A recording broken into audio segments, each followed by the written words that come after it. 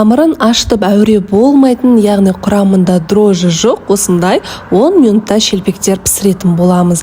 Дәл осылай жасап көріңіздер. Алдымен тұсымызға жылы сүтімізді, жылы суымызды, бір жұмыртқамызды қосып, дәміне қарай 1 шай қасық тұз, 2 шай қасық қант, сұйық май және де 1 жарты шай қасық ас содасын қосып, жақсылап ергенше араластырамыз. Ұнымызды аз-аз мөлшерден сала отырып, жұмсақтау қылып қамыр илейміз. Қамырымыз қатты болмау керек. Көрсетілген мөлшер бойынша қосасыздар.